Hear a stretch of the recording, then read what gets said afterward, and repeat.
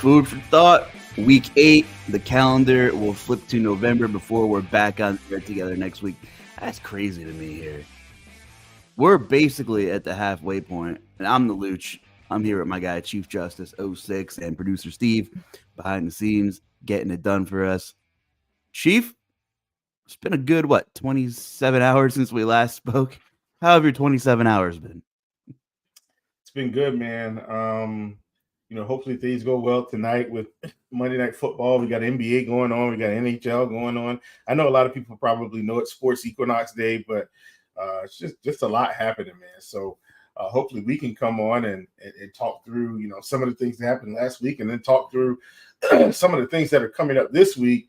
Because as you mentioned, Luch, most of these teams right now, they are who they are. The Jets.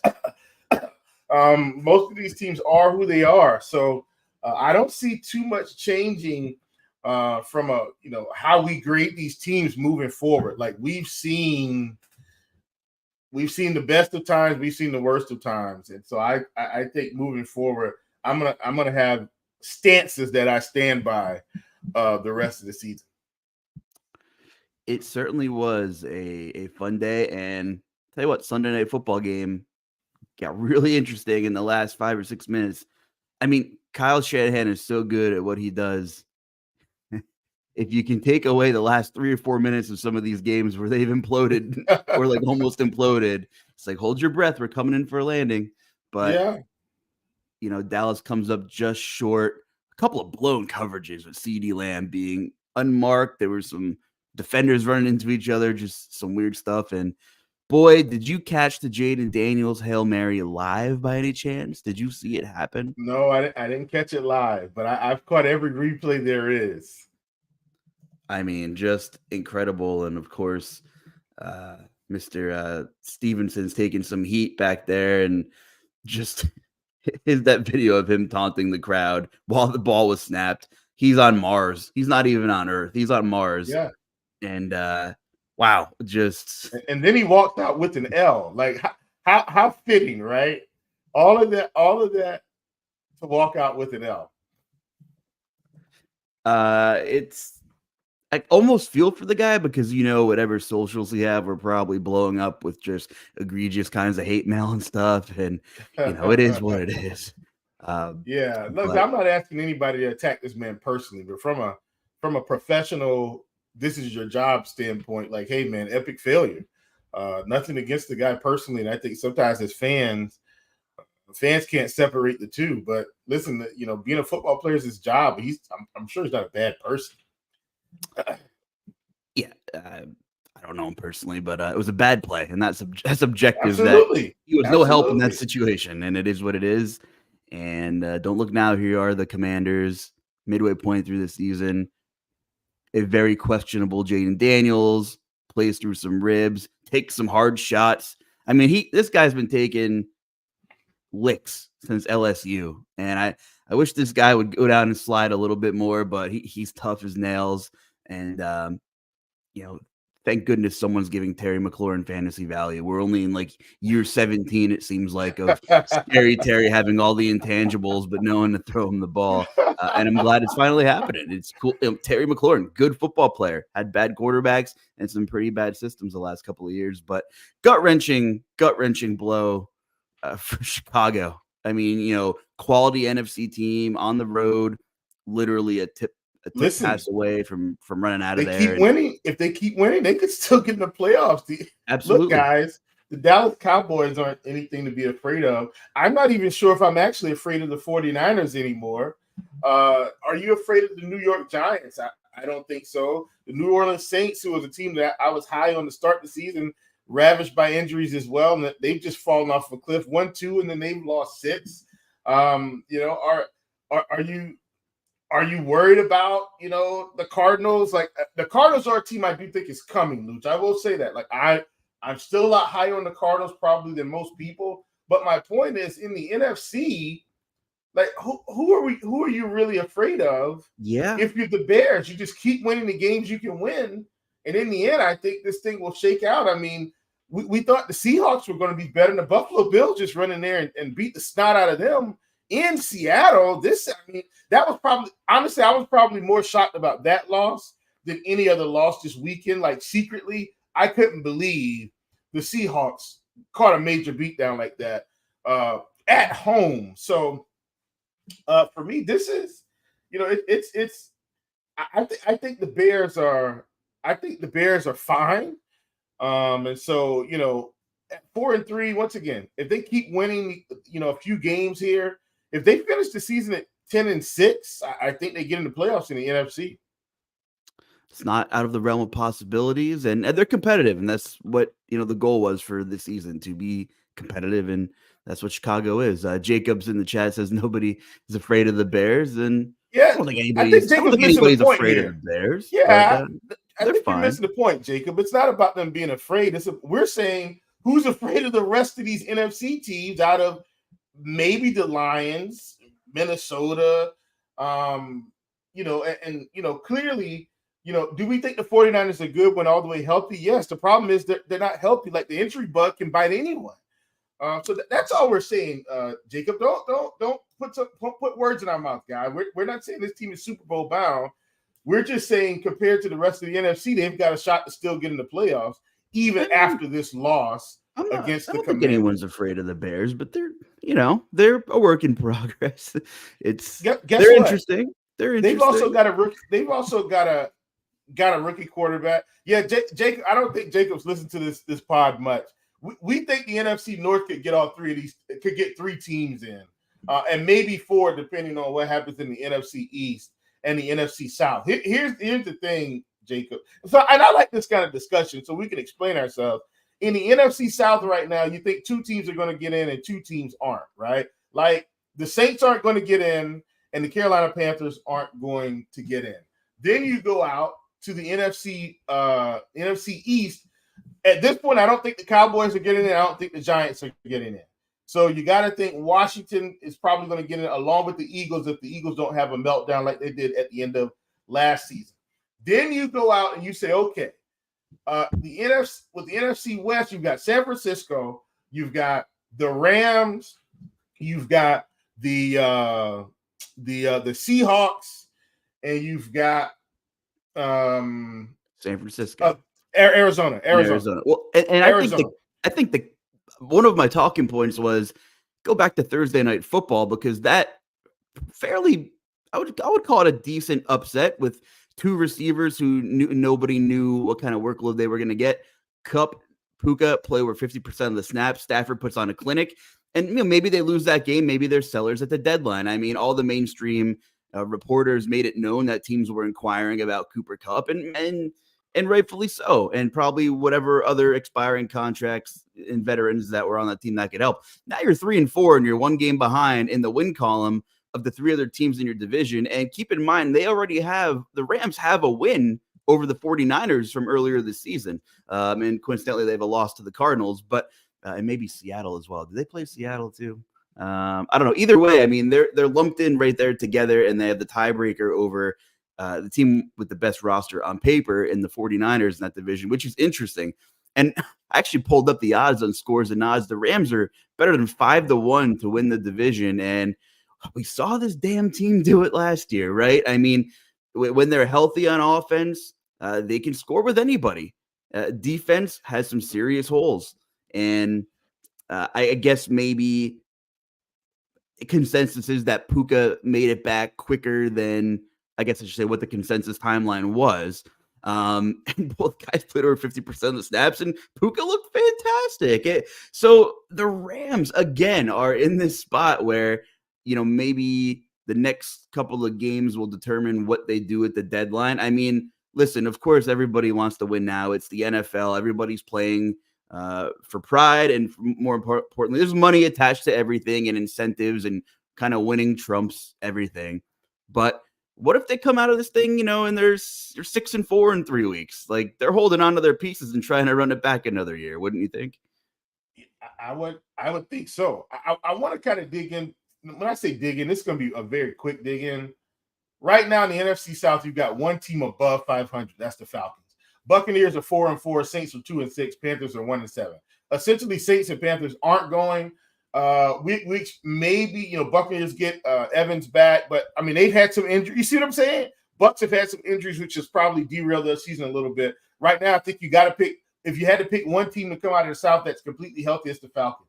You go to the NFC North. Lions are 6-1, Packers are 6-2, Vikings are 5-2, Bears are 4-3. Everybody's above 500. Then you go out to the NFC West.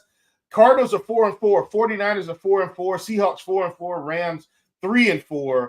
At this rate, they get one or two in, and then when you go to the East, you got two teams under 500, which are the Cowboys and the Giants. Giants should be taking another L tonight, right? And you got Eagles and Commanders. Commanders 6-2, Eagles 5-2. We assume that's the cream of the crop. So right now, if I had to say, hey, who's going to the playoffs for sure in the NFC East? I mean, in the NFC, barring meltdowns. Now, once again, we got to see the Commanders finish this thing, Luch. But the way they've been playing, we assume the Commanders go, the Eagles go. We assume the Lions go, the Packers go. We assume the Falcons go, right? So right now that's 1, 2, 3, 4. That's 4 or 5 T's. 1, 2, 3, 4. That's 5 T's. We say, okay, we think those guys are getting in. Now we got wild card, and then we finish up the rest. And we're sitting here saying, okay, well, the Vikings are probably going to get in if they keep playing well. So that's another team you add in. And then who's the team that emerges out of the West? It could be any of these teams, but if they stay in this clumped up area, Luch, only one is getting in. Might only be one. That's the problem. Yep. That's the issue with the situation in the NFC this year, where the North is for sure probably going to get 3 teams in, possibly 4, and the Bears could be that wild card team. Once again, I agree, Jacobs. Nobody's scared of the Bears. I'm just saying the rest of the divisions are so down. It's such a down year for them. There's a scenario where the North could get 4 teams in. I do think it's going to be a stretch 4, right, Luke? I'm not saying it's guaranteed, but I'm saying it's possible. And that's the issue, because these other divisions, like the West is probably the most mediocre division on paper. And then the NFC South has like the kind of the 2 worst teams probably in the division. And then the NFC East, they're going to be too top heavy. I don't think the Cowboys and Giants are going to be able to compete. Let me tell you this. I don't want to spoil our look ahead, but I know this because I looked at the schedule earlier, and it's kind of related to this conversation. So the Bears are playing the Cardinals this week. Good 4:00 window. Only 4 games, but really important. So you have Bears and Cardinals, and so the rest of the NFC West is pulling for Chicago to bounce back after that emotional botchery at the end of the game. So you have Bears, Cardinals. You have Detroit, Green Bay. Huge. Right. Which is huge. And Jordan Love. And Jordan Love, status TBD. Malik Willis looked damn good, which is another wrench through my chest. But you have Detroit, Green Bay, right? You have NFC Rams, North Seahawks. And NFC West. And then you have Rams, Seahawks. But here's the other thing, though, Luch. See, and these are some of those tricky ones. You've also got Commanders, Giants in the 1:00 window. Commanders win this week, they're pretty much almost writing their ticket, right? But here's one I think that's sneakily as important because of just overall standings. Cowboys are going into Mercedes-Benz Stadium. I don't think the Cowboys get out of here with the win. So now the Cowboys, you got to think the Cowboys are probably taking another step backward. So they're already 3-4. Now they're 3-5. Potentially. Giants, you expect, and I know, man, look, jumping ahead might just be where we start this week, but we expect the Giants to be 2-6 at the end of tonight, right? At the recording of this podcast, they haven't played yet, but we expect the Steelers to win this game. And then next week, we expect them to be 2-7. They're essentially out of it, right? Like that. It's the NFC. The guys at the bottom of the NFC are pretty much out of it right now. Like there's almost no hope. So, and if the Cowboys lose next week, they're essentially cooked, right? Even though because I don't see them beating the Eagles or the Commanders in the division. So it's just a lot of teams are pretty much going to be eliminated between this week and next week. Panthers are already eliminated. Saints are already eliminated. Like they're not going on some massive run. I don't think the Giants are going on some massive run. I don't think the Cowboys are going on some massive run. So now that just leaves who comes out of the NFC West, how many teams does the NFC North get in, and do the Falcons hold on to this division when the Buccaneers have a bunch of injuries? That's basically what we're asking ourselves in the NFC, which is probably going to be a really exciting race to the finish at the top between the Lions, the Commanders, the Eagles. Like those teams, as we get down to the end, that's where we're going to start to figure out who's going to finish this thing up strong. The Packers, obviously, so it's going to be fun. We get through these reads real quick, and then we'll just go with who was cooking. We've got plenty of guys who were cooking and had big workloads and a bunch of targets, etc., and those type of things. Splash Sports, check it out if you're into survival tournaments. Check out the Splash Sports Survival Revival tournaments, as well as Pick'em Fantasy contests over there at splashsports.com/RotoGrinders. Use the promo code ROTO10 to sign up for a $10 bonus. For a limited time, play $20 in quick picks entries, and you'll get an additional $10 bonus. Again, that's at Splash Sports, exclusively for those who use the ROTO10. That's ROTO10, the ROTO10 promo code. You'll get an additional $20 in credits when you play $50 in entries by the end of October. Time's running out for that one. So check out Splash Sports today. Use the promo code ROTO10. Get the best bonuses. Our RG Combo Light plug. Listen, DFS is all about value. It's the busiest time in the sports calendar year, which means the perfect time to sign up for the RG Combo package. For a limited time, get your first month of combo for just $79.99. That's just $5 more than NBA Premium. Don't pass up this great value. And of course, the RotoGrinders Listener League. Don't forget to join in the fun each week with the RG Listener League. Play alongside other viewers as well as your favorite host for your chance to compete for a month of RG Combo Premium. Check the description for an invite to the contest when it goes live. In terms of our Who Was Cooking segment, just to kind of put a feather in the cap with the Rams, and they're a hot offense when I wouldn't even call them healthy right now, but they're pieced together. And Minnesota was, eventually due for one of these. Puka and Cooper Kupp, they stepped right in. Both played over 50% of the snaps. Puka had 37% of the air yard share, a 26% target share. Cooper Kupp had a 23% target share. Both of their first read rates were well over 30%. So, I know they're not going to play 90% of the snaps this coming week, but if you're looking for a solid 65%, maybe 70%, I think, we'll talk about this in our look ahead, but it's a cheap stack with Matt Stafford, who's most likely 6K-ish, if I had to guess, or maybe less. So, hey, the Rams are not dead yet. They're healthy at the right time. Huge win on Thursday Night Football for them. So that's why I wanted to start off with who was cooking. Yeah, man, for sure. I definitely think those guys went in there and did well. And shout out to everybody that wasn't afraid to pull the trigger. Puka Nacua, I think he had some interesting prop lines that day, Luch, where, he was in the 20s in terms of receiving yards. And, man, if everybody pulled the trigger on that, that was pretty much what we call in the sports world is free. How free was that? Clearly we saw what this offense can do with a Matthew Stafford at the helm, Luch, with two great wide receivers, and then Kyron Williams in the backfield to just help balance that thing out. So, the Rams aren't done yet. We saw, we had Coach speak from Coach McVay talking about the fact that, look, we don't want to get rid of Cooper Kupp. We hope he's here.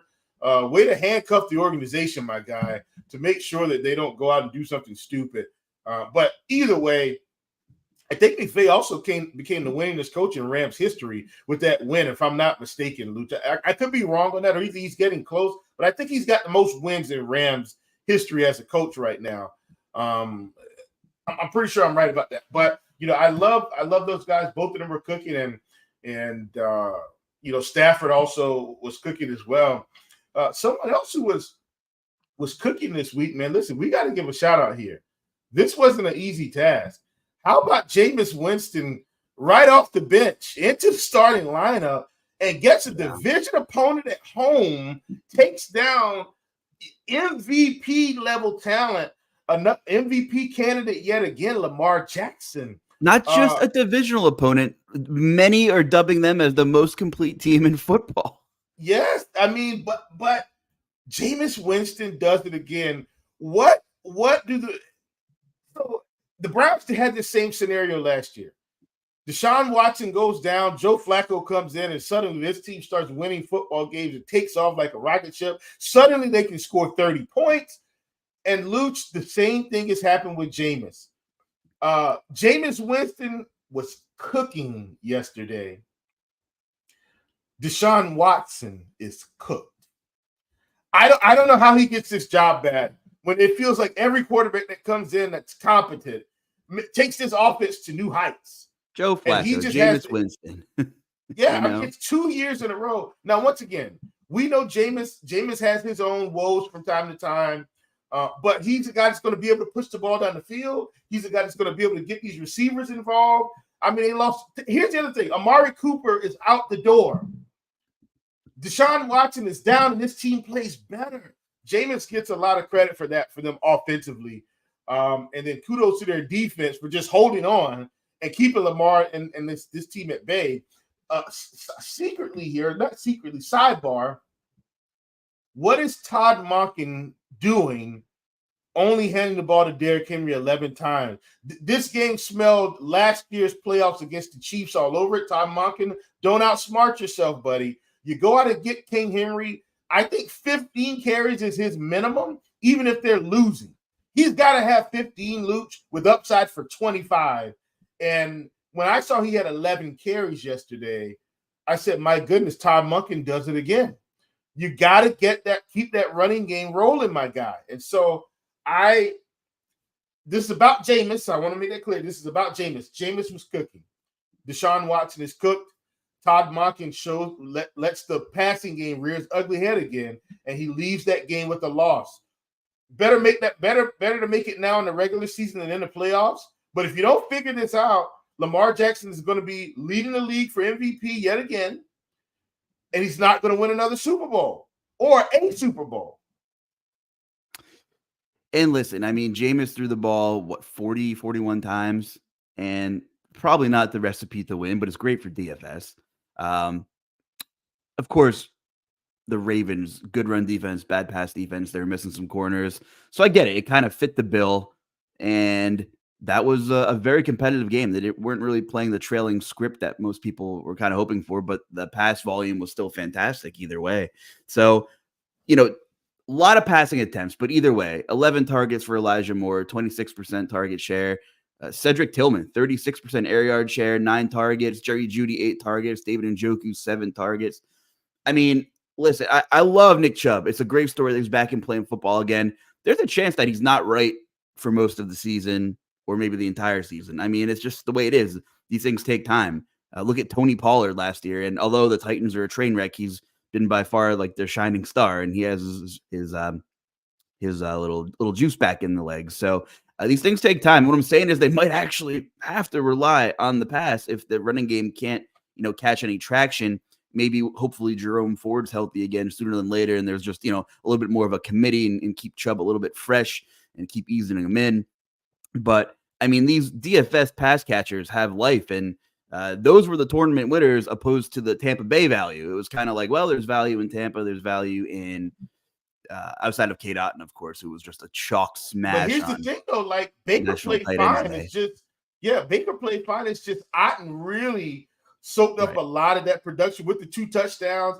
And look, he was a guy who took more than 4.5 receptions yesterday. So that was one that was pretty free. I think he had that, felt like on the first drive. It was at least the first or second quarter. And that one was done. But, bottom line is, as crazy as this sounds, Luch, I think any team in the NFL right now would be happy to have Baker Mayfield. Here's what I'm saying. And I know we're kind of switching gears here. We're still, in our who was cooking.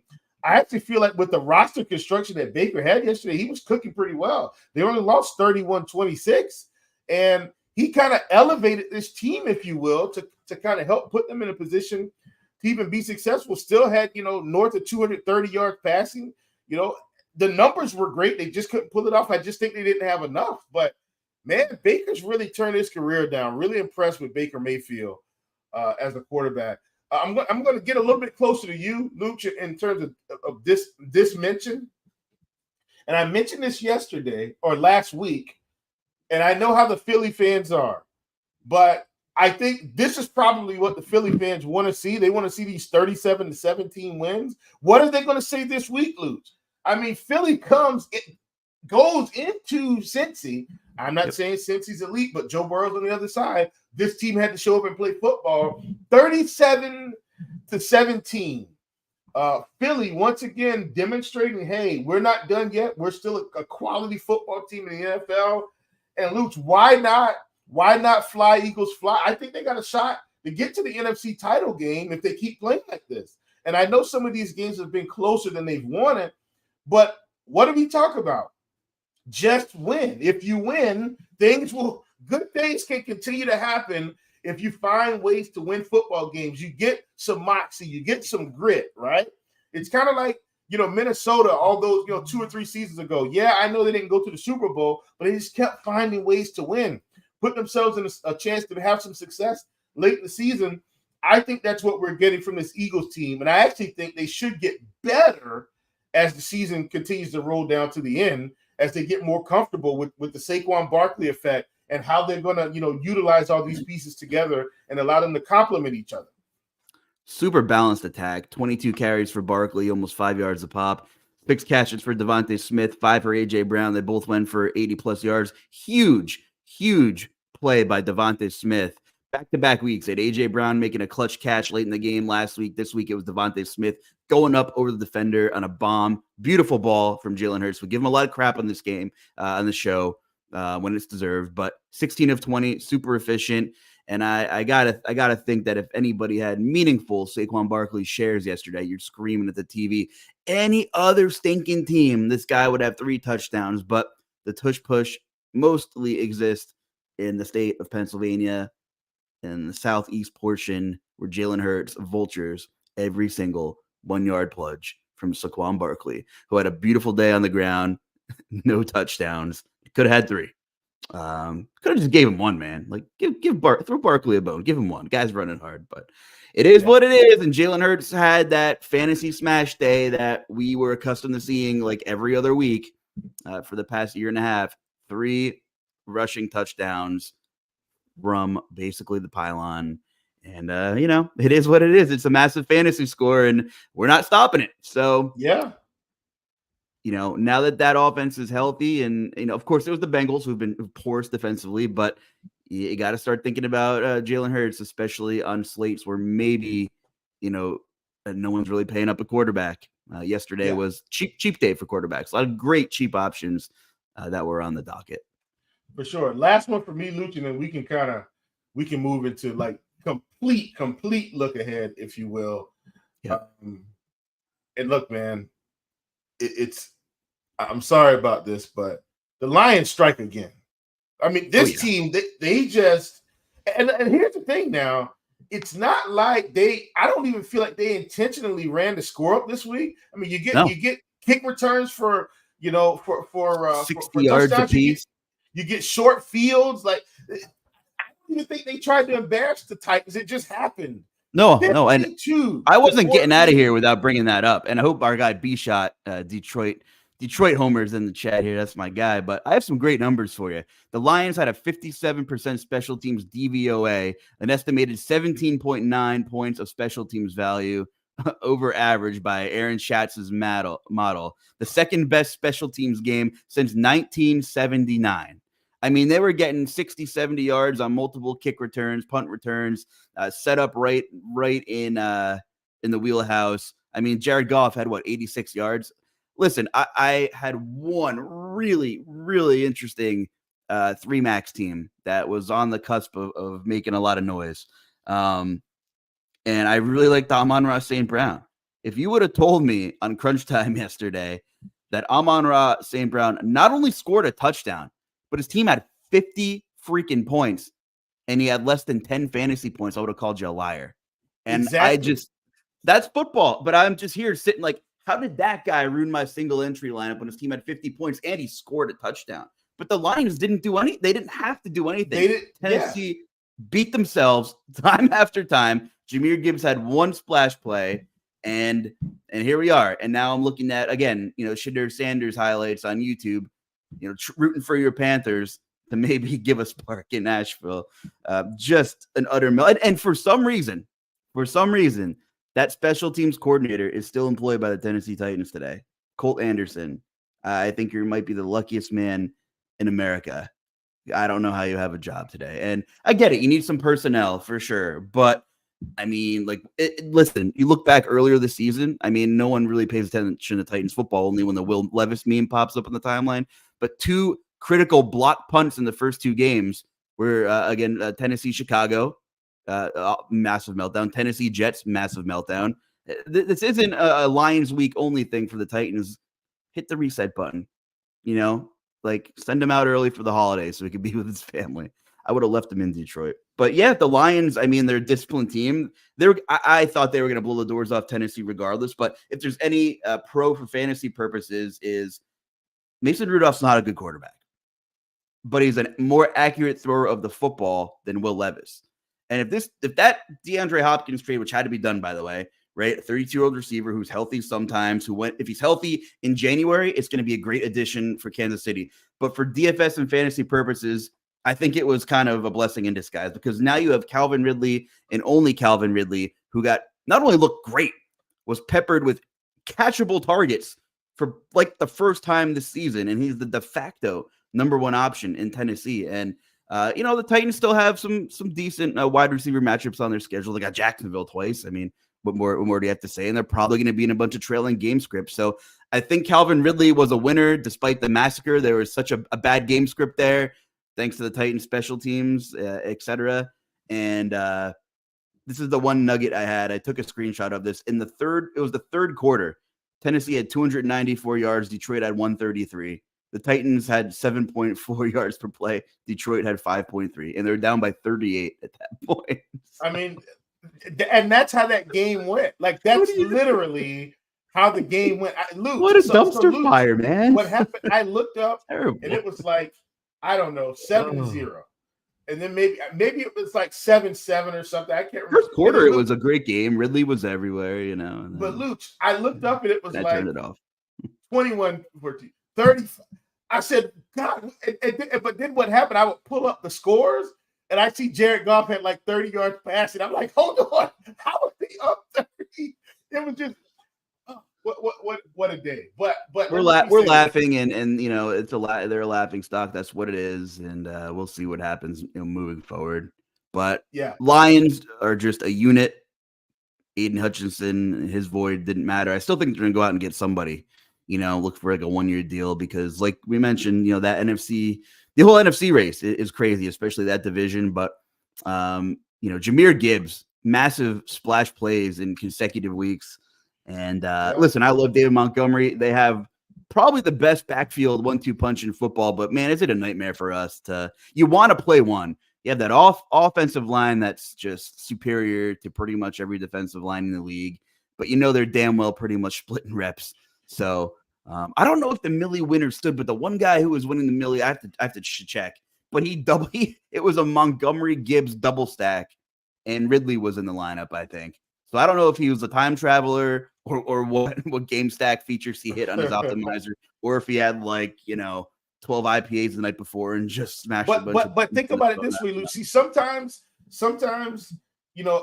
even trying to analyze the Millie lineup, you just kind of have to know what this guy was thinking. Here's what I think he was thinking if he stacked them both. He probably said, Detroit's going to be in control of this game, and they're just going to run all over this team late, and maybe Montgomery. Maybe both running backs, Luch, go, I'm assuming he thought Gibbs would kind of have the big plays early and Montgomery would get the big plays one of those 80-yard games with 2 touchdowns, and Gibbs hits him early for 60 yards rushing a touchdown, 3 catches for 30 yards in a touchdown. And they both kind of get there because they're in control of the game. And sure enough, they kind of do that, just, in a different way. But you get what I'm saying?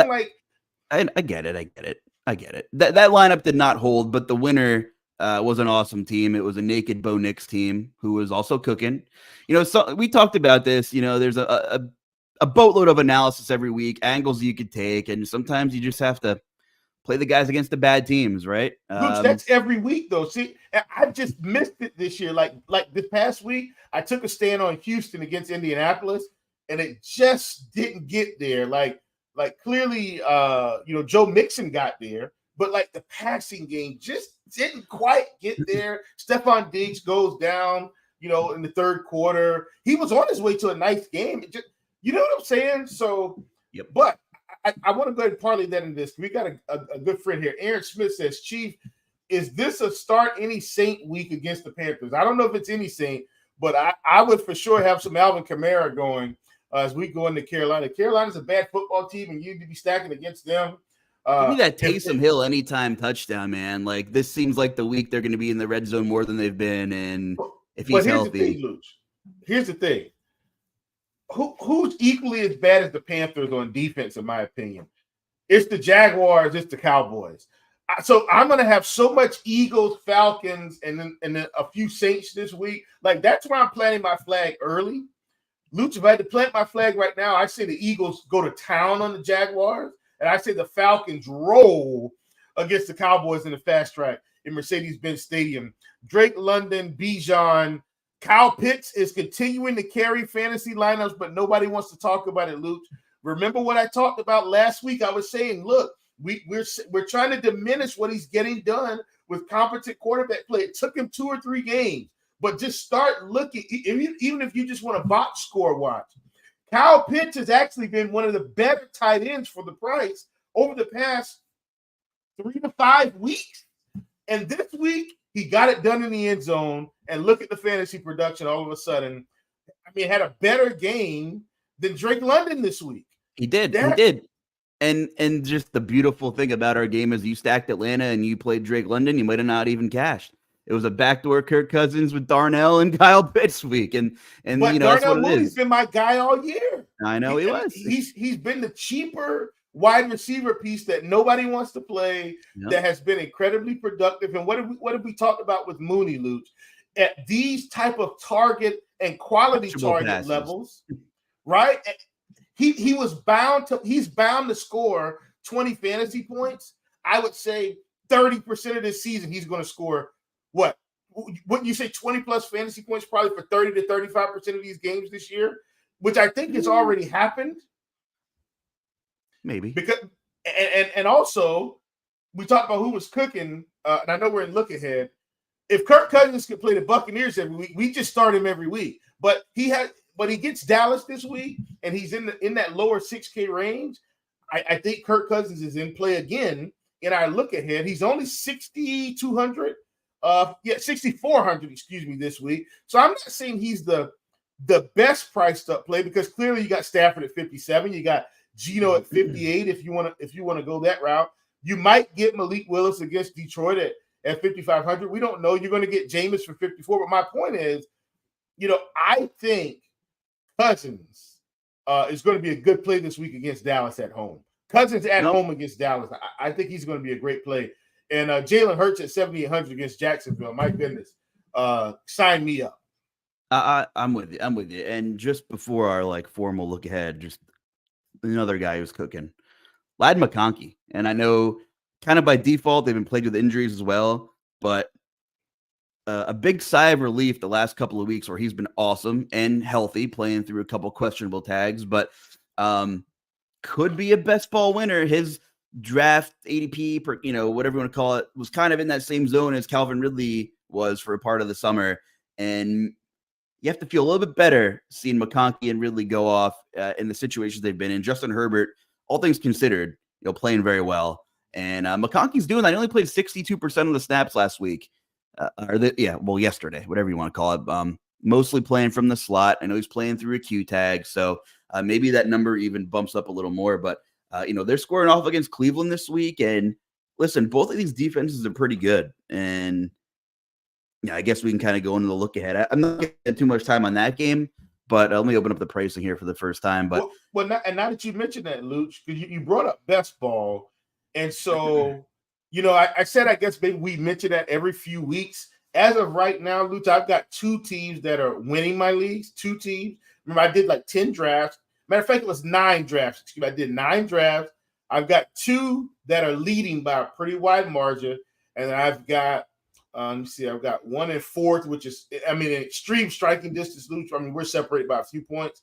I've got 2 more in 4th. And then I've got another one here. So I've got 2 teams that are winning, and I've got about 5 teams that are in 4th, which is but incredibly easy striking distance.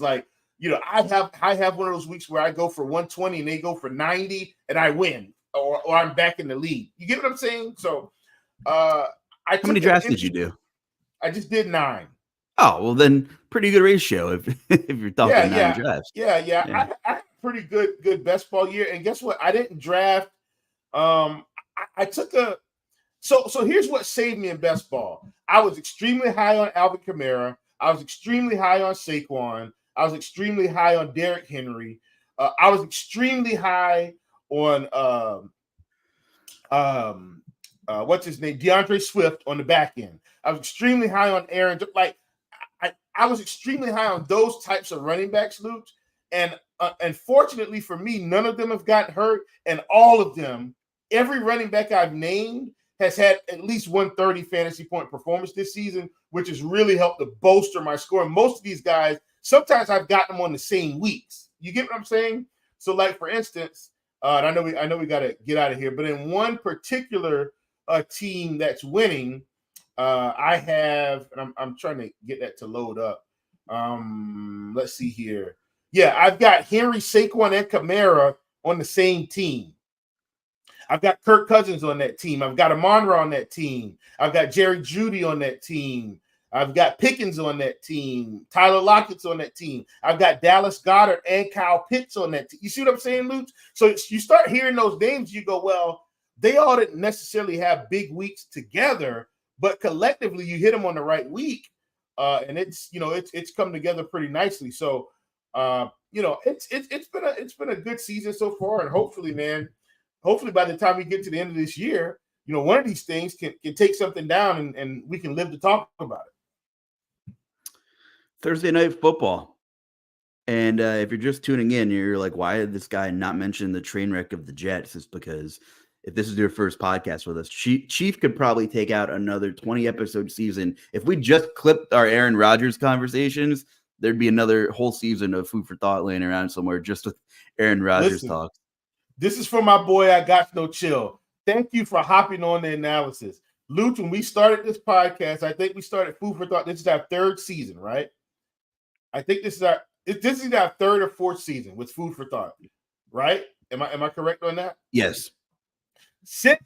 So I don't want people to think I hopped on this Aaron Rodgers narrative when he got to the Jets. No.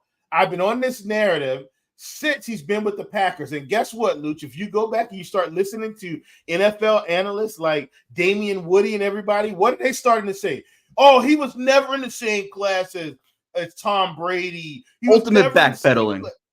He was never in the same class as Peyton Manning. I've been saying this for years, but nobody wanted to listen to little old Chief because, hey, maybe you think I don't know anything. But I'm telling you, folks, the writing's been on the wall for a long time. When you go that many seasons, what did I say? I don't care how many MVPs you win. If you can't get your team to a Super Bowl and achieve that success, you're in trouble. Now, I'm going to go ahead and hop on right now, and I'm going to get on this thing early so people don't think I'm being biased. Guess what? Lamar Jackson's about to be in the same situation. Part of that may be the Patrick Mahomes effect, but if he can't get it done, Luch, who cares, right? He's not going to be in the same class as these other quarterbacks like Patrick Mahomes of his generation, right? Because what is he going to be? I know I've called him the greatest game manager of all time. I don't have anything against the guy. What I'm saying is, let's not call Lamar Jackson Patrick Mahomes because he's not. The same way I don't want people calling Aaron Rodgers, putting him in the same class as Tom Brady and Peyton Manning because he's not. That's all I've been trying to say. And I think we've let our emotions get the best of us because we keep saying Aaron Rodgers is so talented. Well, where's all that talent when it matters? Guess what? It's the same thing with Lamar Jackson. It's starting to show its ugly head. Lamar Jackson may be one of the most talented quarterbacks of our generation in terms of rushing ability combined with some passing ability. But where are the Super Bowls? I know Aaron Rodgers has one. Don't get me wrong, but people talk about Aaron as if he's Tom Brady, and he's not. And people talk about Lamar Jackson because of the MVP conversation. Maybe they don't do it as much because Patrick Mahomes is still playing, and clearly he's got the Super Bowl hardware to back it up. But Lamar Jackson is headed down a similar path. He's going to get paid a lot of money, and I like Lamar, but him and Aaron Rodgers are going to be the same boat to me. extremely talented, but nothing to show for it in the end of a great career. All right, I'm done. I'm done with my Aaron Rodgers take. According to Dan Orlovsky, the Jets scored 20-plus points, didn't turn the ball over, and they allowed fewer than 250 yards. In NFL history, teams had 750 wins and 0 losses before yesterday, and the Jets were that one loss, meeting all that criteria. So, what do we talk about? What was that meme I saw, or someone tweeted a week ago, week and a half ago? It's like Devontae Adams went to losing, but now he's just losing with the homies. Nothing's changed. They're playing losing football, and I feel for Jets fans because this shirt right here, they're down 2-0, and tonight is probably a do or die game. So it's the best time of the year for sports, but it's also some pain for the fandom, right? So World Series, huge slate of NBA. RotoGrinders has to cover for NBA, and of course there's Showdown for Monday Night Football as well. But just taking a look ahead at the DFS pricing, Lamar, your boy, $8K at home against Denver. Jalen Hurts at home against Jacksonville, 7,800. Josh Allen and the Bills, who've had Miami's number forever, 7,700. I am super disappointed in the lack of involvement from Amari Cooper. Allen was throwing the ball to pretty much everyone else on the football field except Amari Cooper. Make it make sense. I don't understand. I know he's not playing a full complement of snaps yet, but I mean, come on, let's get the guy involved. Jordan Love with the Q tag, and that's an interesting one. He's considered day-to-day. We'll see what happens, but they're at home against Detroit. One would think that would be a pretty nice game environment there. Bills-Dolphins has a 49-point total right now. You mentioned Cowboys-Falcons. They have a 52-point total. Ravens, 44.5-point total, but they're 9-point favorites over Denver, so they still have a pretty healthy team total there.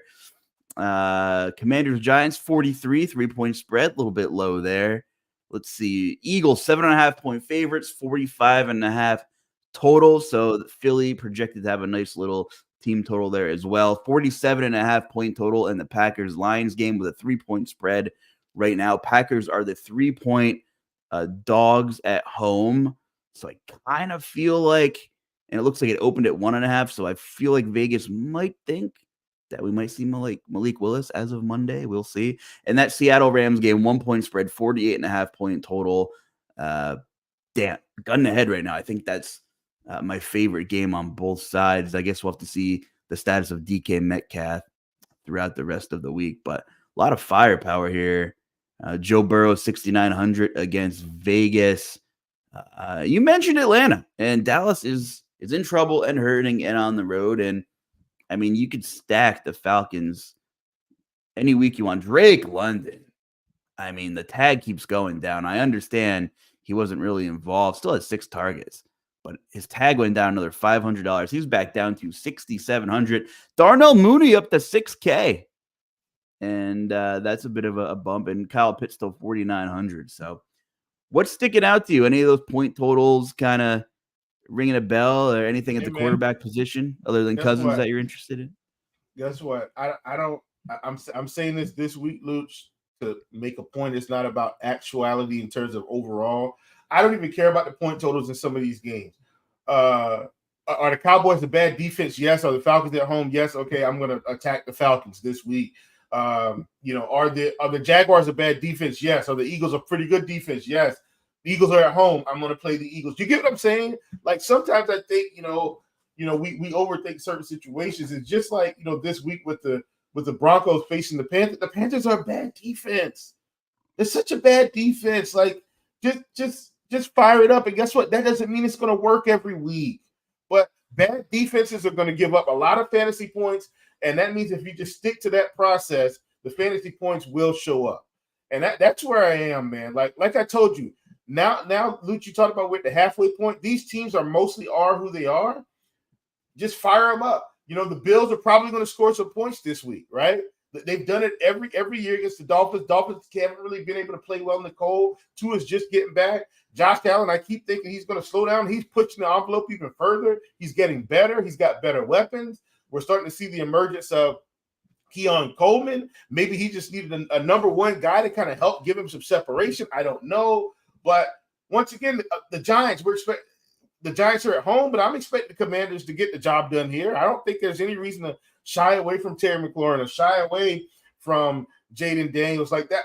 That's what I want to do on this slate this week, and that's what I intend to do, and keep attacking. The Seahawks, are they slowing anybody down? I mean, we're getting a cheap Rams offense. Like, give me the Rams. Like that's how I'm going to approach this slate. I'm probably not even going to be as high on the Packers-Lions because this could be one of the more competitive games from a defensive standpoint. Maybe they're able to slow each other down a little bit, but I don't expect the Jaguars, the Seahawks, the Cowboys, I don't expect them to slow down anyone this week. Seattle, we mentioned that dud they threw up, and Kenneth Walker was involved in that. 9 carries, game scripted out in the second half pretty much. He's still 7,300. I think there's a chance for a bounce back for him. I mean, Kyron Williams, especially with this offense healthy, one could argue, well, is Kupp and Nakua going to take volume away from him? My argument is, well, it's really going to open things up for Kyron Williams even more. I mean, the guy just finds ways to produce with volume and score. So I think Kyron's probably, a cash game or / any format type of play. Just looking at some of these running backs here. You mentioned, the Saints against your Panthers, Alvin Kamara, 11 targets against the Chargers. I mean, they were game scripted out, but still, he's a dual threat. And, that's a player who's a massive focal point of a team in an ugly, projected game. Kamara will probably be popular. I mean, now that I'm looking at it, this is my first time looking at the salary. That's what I like to do with the show. I'm guessing more people gun to head would probably lean Kamara over Kyron, maybe just because of the Panthers matchup. No slate at you. No slate at you, Chief. But I will go right back to Devon Achane again. He was fantastic. Only had 10 carries, but had 8 targets. So this guy is super involved. And, when you have all the weapons back and a competent quarterback, it's pick your poison. You want to cover Tyreek. You want to cover Jalen Waddle. You want to cover Achane. Mostert vultured a couple of touchdowns. Go figure.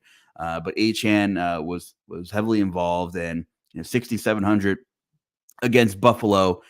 I'm not scared of this Buffalo defense. I'm not scared of the Buffalo Bills defense for fantasy purposes. Yeah. I don't know what to think about the Bears, but I'm not scared of the Buffalo Bills defense. So maybe, and I get it, Miami's been bad in Buffalo. They've gotten beat by Buffalo, but I don't know if that many people are going to go right back to Miami and Buffalo after, Tyreek was kind of ripped everyone's heart out. That was all in on him. 7,300. A lot of kind of smash spots in the slate. Maybe you get a little friendly discount on the disappointing Miami Dolphins in their first.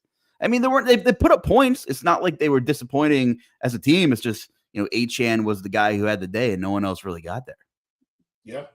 That's all. What are your thoughts on Miami? I know you. I'm not as thrilled. I'm not as thrilled about Miami this week as I have been. But what I will say is this: salary is always going to influence my interest in Tyreek, right? And so when you look at the salary here, Luch, he's still 7,300. So what you're asking yourself is, at 7,300, does he have the potential to be a slate breaker? And the answer is yes. Like, if Tyreek scores 30 at 7,300 and you don't have him, you're not winning. That doesn't mean you won't cash, but you're definitely not winning anything. Taking it down. So that's really what I'm looking at with Tyreek. Same thing for Waddle. Like, when you're getting Waddle at these price points, he's 5,500.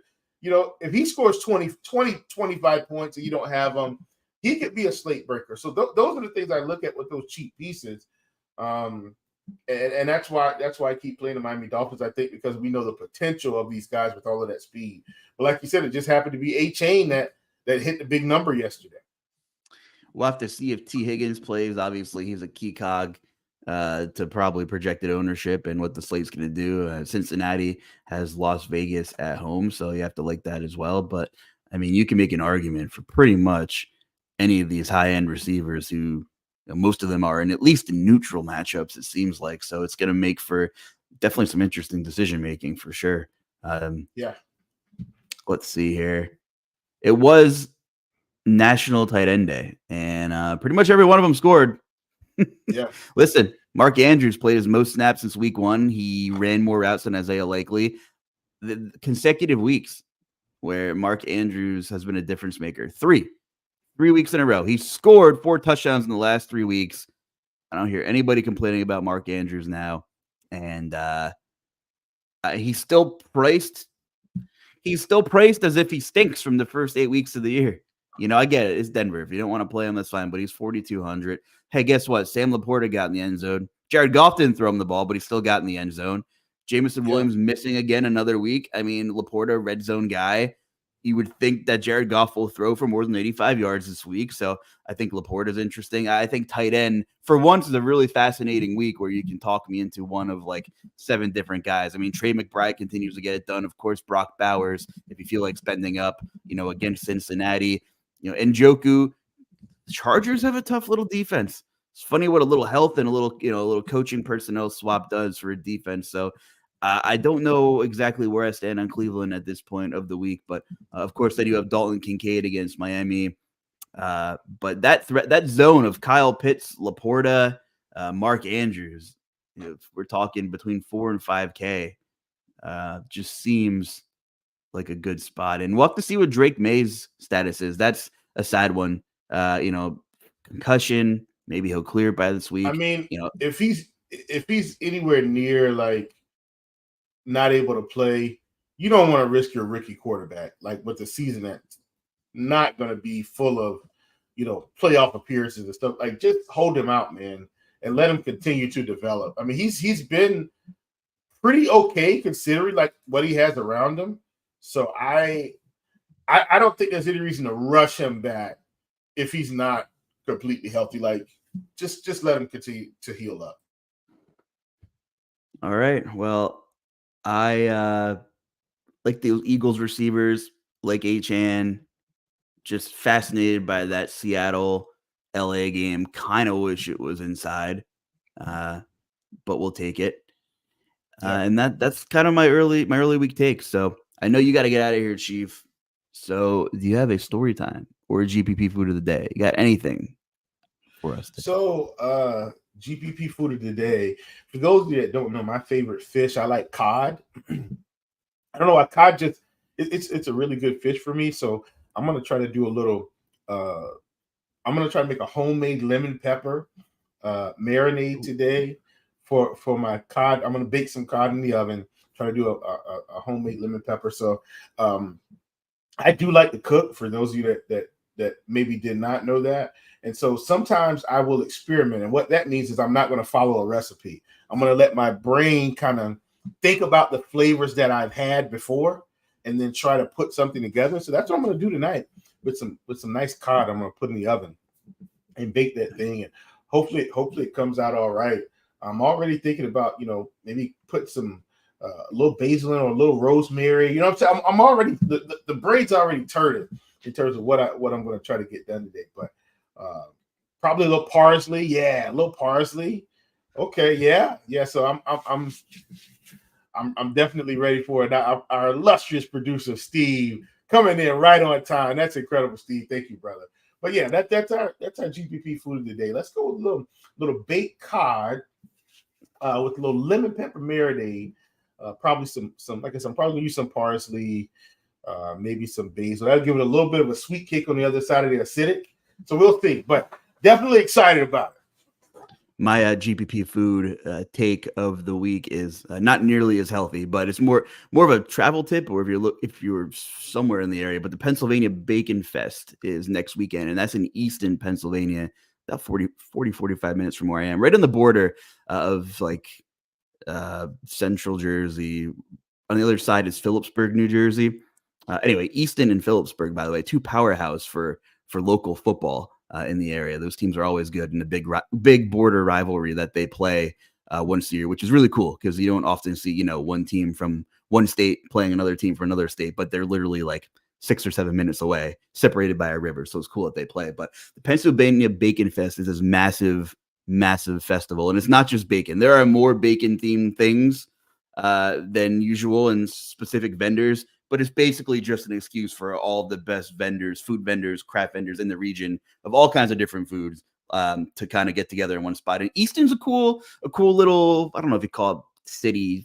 It's bigger than a town. What's bigger than a town but smaller than a city? Like a like a micro city. I don't know. I'm making up words, but there's a bunch of cool restaurants and shops. And it's the next weekend, Saturday and Sunday. So if you're in the area or you're in Jersey or PA and you're close to Easton, Phillipsburg, and you've heard of Pennsylvania Bacon Fest, but you've never been there, definitely got to go check it out. There's some cool restaurants and bars. There'll be sports on. Go down, check out the festival, go to a bar, watch Penn State, Ohio State next weekend. I know it's the NFL show, but we're going to see if PSU is an actual fraudulent top 5 team or not. And pretty much every James Franklin team I've watched has been fraudulent. So we will see if Penn State gets the brakes beat off them by Ohio State for what seems like the 8th consecutive game between these two teams. But maybe later in the season, during bowl season, we'll sprinkle a little college football talk in here, which will be fun. So we got tons of sports going on, right? We got the election coming up. We have so much stuff going on in the world right now. So thank you guys for sticking with us throughout the season. Cod wrapped in bacon. Aaron out here giving out tips, and then he's got tricod baked in papelote con lemon marinade y blanco wine. I did bacon wrapped jalapenos about a month ago on the grill with a little bit of cream cheese, and those actually turned out pretty good. So pretty much bacon, anything. It's just a fantastic, unhealthy supplement to any food, but it is good. Cod, bacon, and Aaron Rodgers. There's the title of the podcast for this week. So anyway, producer Steve, thank you for all you do. Chief, any last words before we get out of here? Nah, man, enjoy yourselves, folks. I'll see you later in the week on the Blitz and other RG shows going on. So thank you guys for having us, and we'll be glad to come back and talk a little NFL again next week. That's Chief. I'm Luch. Catch you later. Have a good week, everybody.